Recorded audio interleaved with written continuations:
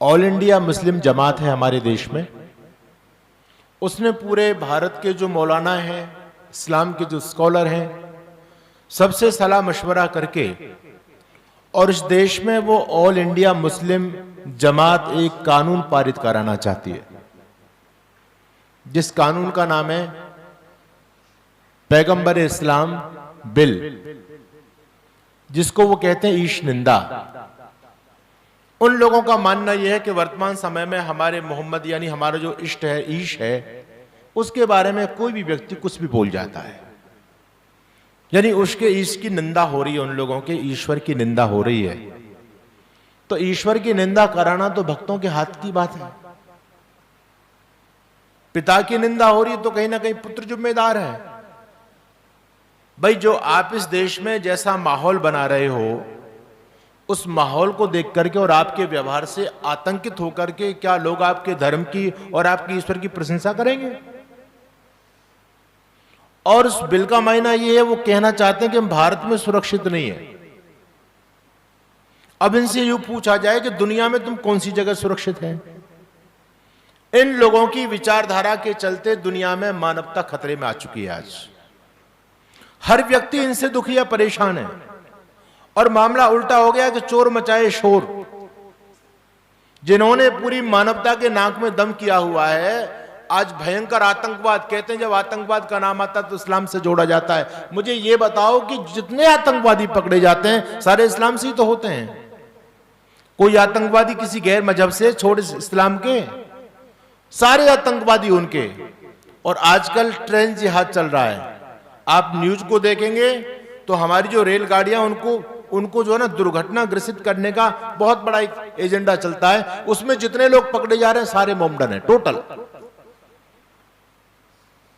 कैमरे तोड़े जा रहे हैं, सरकारी जो कैमरे लगे होते हैं अयोध्या आदि में, जिससे कोई व्यक्ति कोई घटना को अंजाम दे दे तो वो आ जाता है, कैमरे में कैद हो जाता है। तो क्योंकि इन लोगों को चोरी चकोरी लूटपाट मारकाट का काम करना, तो कैमरे कहीं इनको कैद ना कर लें, इसलिए पहले कैमरों को तोड़ने वाले टोटल यही लोग मिलेंगे। जितने भी अलगाबाद के काम है देश में, सारे कामों में नंबर 1, चोरी में, डकैती में, हत्या में, लूटपाट में, बलात्कार में, टोटल ये लोग पकड़े जाते हैं। और ये लोग कहते हैं हमको देश में सुरक्षित नहीं है, हमको देश में खतरा है। अभी उदयपुर के अंदर एक देवराज नाम के हिंदू बालक की हत्या की गई। किसने की हत्या? एक मुस्लिम लड़के ने, उसका जो क्लास फेलो था उनके साथ पढ़ने वाला। आप कल्पना नहीं कर सकते, आपके घर में लाठी ना होगी, आपके घर में चाकू नहीं होगा, लेकिन उनके बच्चे स्कूल में चाकू लेकर के जा रहे हैं। दोनों बच्चों में जब क्लास में कहा सुनी होगी तो उसने निकाल करके, मुस्लिम लड़के ने चाकू लेकर के देवराज को गोद दिया, उसकी मृत्यु हो गई। ऐसे लोग जिनके एक एक बच्चा एक्सपर्ट है देश में, जो हत्याएं कर रहे हैं, जो आगजनी कर रहे हैं। आप राम यात्रा निकालते हैं, राम बारात निकालते हैं, आप पर पथराव किया जाता है। आप कृष्ण जन्माष्टमी की यात्रा निकालते हैं, आगजनी की जाती है, बवाल हो जाता है। मेवात में आपने यात्रा निकाली, बवाल हो गया, कितने लोगों को मार दिया। जिनसे पूरा देश आतंकित है, वो कहते हैं हम इस देश में सुरक्षित नहीं है, हमको भय है, इसलिए हमको स्पेशल कानून चाहिए, हमको स्पेशल प्रोटेक्शन चाहिए। और वो कहते हैं जो मोदी सरकार इस देश में समान नागरिक संहिता की जो बात कर रही है, मुस्लिम वर्ग किसी भी कीमत पर उस समान नागरिक संहिता को स्वीकार नहीं कर सकता। हमारे लिए शरिया सर्वोपरि है, देश का कानून हमारे लिए सर्वोपरि नहीं है। कैसी जिहादी मानसिकता लोगों की है इस देश पर, जो कब्जा करना चाह रहे हैं। और हमारे कुछ गद्दार राजनीतिक लोग उनके स्वर में सुर मिला रहे हैं। जिनकी गद्दी चली गई, योगी जी ने गद्दी जिनकी छीन ली उत्तर प्रदेश में, वो घपलेबाज, वो घोटालेबाज लोग, जिन पर यह आरोप है कि उन्होंने राम भक्तों पर गोली चलवाई, अनेक राम भक्तों को, सैकड़ों राम भक्तों को जिन्होंने मारा, आज वो उनकी पैगंबर इस्लामी बिल के पक्ष में अपना बयान दे रहे हैं कि हाँ ऐसा बिल देश में बनना चाहिए, सरकारों पर इसको काम करना चाहिए। इस देश की हालात क्या हो गई है? धर्म के नाम पर कोई कुछ भी मनवाने के लिए प्रयास कर रहा है। बोले हमारा धर्म है, हमारी शरिया ये कहती है, हमारी शरिया संविधान से ऊपर है। क्यों भाई, जब देश में 3 तलाक जब समाप्त हुआ तब तुम्हारी शरिया का कानून कहां चला गया? जब देश के अंदर हलाला पर कानून लगाया गया तब तुम्हारी शरिया कहां चली गई थी?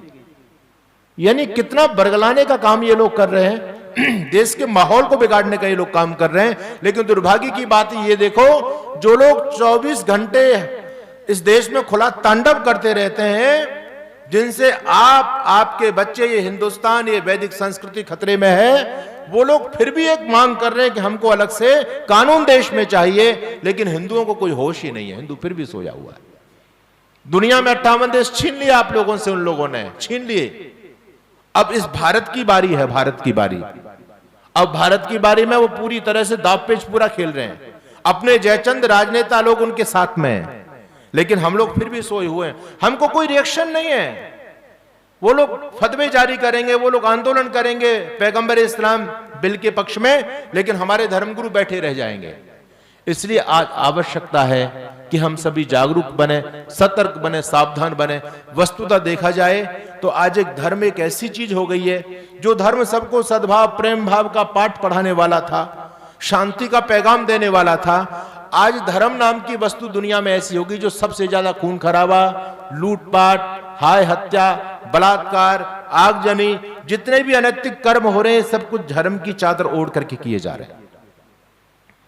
इतना तो विवाद देश की सीमाओं को लेकर के नहीं, जितना धर्म को लेकर के है। आप सोचिए, एक धर्म का व्यक्ति दूसरे धर्म के रक्त का प्यासा बन चुका है, और सब कुछ धर्म के नाम पर चल रहा है। तो आज ऐसे तथाकथित धर्मों को देख करके लोगों की धर्म से आस्था डगमगाने लग गई है। जो ठीक ठाक लोग हैं ना, मैं केवल उन्हीं लोगों की बात नहीं करूंगा, मैं अपने सनातन के लोगों की भी बात करूंगा कि धर्म के नाम पर जो भी लोगों ने अपनी फैक्ट्रियां, अपनी दुकानें, अपने धंधे खड़े किए हैं, उन सबको देख करके जो प्रबुद्ध वर्ग है, उसकी धर्म से आस्था अब डगमगाने लगी है। मैं आज आपको यह बताना चाहता हूं कि धर्म होता क्या है। आज आपके देश में कितने धर्मों को मानने वाले लोग रह रहे हैं? सभी एक बात कहते हैं, भारत धर्मनिरपेक्ष राष्ट्र है, यानी इस भारत में कोई भी रहकर के धर्म के नाम पर कोई खुला तांडव कर सकता है, कोई रोकने टोकने वाला नहीं है। वो कहते हैं हमारे धर्म में लिखा हुआ है। तो धर्म सबसे बड़ा धरती पर अशांति का कारण आज बना हुआ है। लेकिन मेरे शब्दों को ध्यान दीजिए, धर्म कदापि अशांति का कारण नहीं बन सकता। धर्म तो प्रेम, सद्भाव और भाईचारे की बात ही करता है। लेकिन धर्म के नाम पर जो आज मत पंथ संप्रदाय खड़े हो गए हैं, जिनको उन लोगों ने धर्म का नाम दे दिया है, ये मत पंथ संप्रदाय आज धरती पर एक बहुत बड़े अशांति का कारण बने हुए हैं। वो चाहे हमारे हिंदू समाज के अंतर्गत बहुत सारे संप्रदाय चल रहे हैं। ये संप्रदाय, पंथ, मत, मजहब, ये इस राष्ट्र के लिए अखंडता में बहुत बड़ी बाधक हैं। समाज बांटा जा रहा है पंथों के नाम से, संप्रदायों के नाम से, और अब जाति के नाम से बांटा जा रहा है। जो समाज पंथों में, जातियों में बट गया, आप क्या उम्मीद करते हैं वो देश बचेगा, वो समाज बच सकता है? कितना बड़ा षड्यंत्र हमारे ऊपर चल रहा है। लेकिन हम लोग जागरूक नहीं है। आप जागरूक बने, धर्म के सही स्वरूप को समझें, जो महर्षि दयानंद जी महाराज ने हमारे सामने प्रस्तुत किया। आज हमारे सनातन में धर्म के नाम पर धंधे लोगों ने खोले हुए हैं। ऊपर से पैकिंग धर्म की हुई है, लेकिन सब अपना माल भर करके बेच रहे हैं और कहते हैं धर्म है। अच्छा बताओ, धर्म एक होता है या अनेक? आप लोग कुछ कह रहे हैं एक होता है, कुछ लोग मौन बैठे हुए हैं, क्योंकि हम लोगों ने सुना ना, इस्लाम धर्म, ईसाई धर्म, बौद्ध धर्म, जैन धर्म, सिख धर्म, हिंदू धर्म, कितने सारे धर्म हो गए। आजकल मत पंथों के लिए धर्म शब्द प्रयोग होने लग गया है। लेकिन याद रखिएगा, धर्म हमेशा एक होता है, और धर्म सार्वकालिक होता है, सार्वभौमिक होता है। जैसे भी रामभद्राचार्य चिल्ला रहे थे ना, राम को मानना पड़ेगा, कृष्ण को मानना पड़ेगा, वो समय आ गया, अब तो मानना पड़ेगा। अरे क्या राम कृष्ण के मानने का अब समय आया? पहले नहीं था क्या? महापुरुष तो सार्वकालिक होते हैं, सार्वभौमिक होते हैं, उनको तो सब मानते ही हैं, हर काल में उनका सम्मान होता है धरती पर। तो इन लोगों को ये नहीं पता, धर्मगुरु तो बन गए ये लोग, लेकिन ये नहीं पता कि बोल क्या रहे हैं। तो मैं आज आप लोगों के बीच में निवेदन करूंगा, धर्म को लेकर के सबसे ज्यादा इस धरती पर तांडव हो रहा है। हम धर्म के सही स्वरूप को समझें। धर्म को लेकर के लोगों को बेवकूफ बनाया जा रहा है, पागल बनाया जा रहा है। धर्म को लेकर के इतना आडंबर और पाखंड खड़ा किया जा रहा है, लोग भ्रमित हो गए, लोगों को पता नहीं चल रहा कि धर्म क्या है। ऐसी स्थिति में हमको महर्षि दयानंद की शरण में जाना पड़ेगा, अपने ऋषियों की शरण में जाना पड़ेगा। वो बताएंगे कि धर्म कहते किसे हैं। इस्लाम के अंदर तो धर्म वाली कोई बात है नहीं। जो बलात्कार की बात करे, जो लूट की बात करे, जो मारने और काटने की बात करे, क्या वो धर्म हो सकता है? उसको आप धर्म कहेंगे? वो तो कोई पंथ भी नहीं हो सकता। ये तो विचारधारा धरती पर सबसे घातक विचारधारा है। लेकिन हमारे हिंदू समाज के अंदर भी धर्म को लेकर के बहुत सारी मान्यताएं चल रही हैं। अच्छा, एक बात मुझे बताइए, धर्म का फल क्या होता है जी? धर्म का फल सुखस्य मूलम धर्म, शास्त्र कहता है। अगर आप सुखी हैं तो निश्चित मानिए आपने कोई पुण्य किया है, धर्म का काम किया है, इसलिए आप सुखी हैं। और आप जीवन में दुखी हैं तो निश्चित मानो आपका कोई कर्म बिगड़ गया, पाप हो गया, उसका परिणाम आज आपके सामने है, उसके परिणाम स्वरूप आप दुखी हैं। धर्म का फल होता है सुख और पाप का फल होता है दुख। अब आप मेरे से जुड़ने का प्रयास कीजिए। आज धर्म के नाम पर समाज में जो कुछ भी चल रहा है, ये सारी चीजें बढ़ी। आज हमने धर्म किसको मान लिया? बड़े बड़े मंदिरों का निर्माण करना हमने धर्म माना है। बड़ी बड़ी कथाएं कराना, जगराते कराना, साईं की चौकी चढ़ाना हमने धर्म मान लिया है। कावड़ लेकर के आना हमने धर्म मान लिया है। तुलसी की शादी कराना हमने धर्म मान लिया, शालिग्राम की शादी कराना हमने धर्म मान लिया। पता नहीं हम लोगों ने किस किस चीज को धर्म माना है। लेकिन एक बात बताओ, पहले लोग ज्यादा धार्मिक थे या आज के लोग ज्यादा धार्मिक हैं? क्यों जी, क्या मानते हैं आप लोग? पहले लोग ज्यादा धार्मिक थे ना? अच्छा, पहले मंदिर ज्यादा थे या आज के समय में मंदिर ज्यादा हैं? आज के समय में ज्यादा है। पहले कथाएं ज्यादा होती थी, आज के समय में ज्यादा हो रही हैं। पहले कावड़ लेने लोग ज्यादा जाया करते थे, आज के समय में ज्यादा जा रहे हैं। पहले जगराते ज्यादा होते थे, आज के समय में ज्यादा हो रहे हैं। ये सारी चीजें बढ़ गई। लेकिन पहला व्यक्ति ज्यादा सुखी था या आज का व्यक्ति ज्यादा सुखी है? यहां बिल्कुल शीर्षासन हो गया, उल्टा हो गया मामला। इसका मतलब धर्म का फल तो सुख होता है, यानी इन चीजों का धर्म से कोई लेना देना होता तो इन चीजों के बढ़ने से धरती पर धर्म बढ़ना चाहिए था, नहीं बढ़ना चाहिए था? बोलो हाँ या ना? बढ़ना चाहिए था। ये सारी चीजें बढ़ गई लेकिन धर्म घट गया। इसका मतलब इन चीजों का धर्म से कोई भी लेना देना नहीं है। और ये बिल्कुल यथार्थ बात मैं आपके बीच में बोल रहा हूं, इन चीजों का धर्म से कोई भी लेना देना नहीं है। ये सब कुछ धर्म के नाम पर ढकोसला चल रहा है, धर्म के नाम पर धंधा चल रहा है। लोग वास्तविक धर्म को भूल गए हैं। धरती पर बहुत सारे मतपंथ चल रहे हैं, आज खूब चल रहे हैं। उनका अपने से अलग से कुछ ग्रंथ बने हुए हैं, है ना? कोई किसी का पाठ करता है, कोई किसी का पाठ करता है, उसको अपना धर्म गुरु धर्म ग्रंथ उन लोगों ने मान लिया। लेकिन आर्य समाज का बेस क्या है?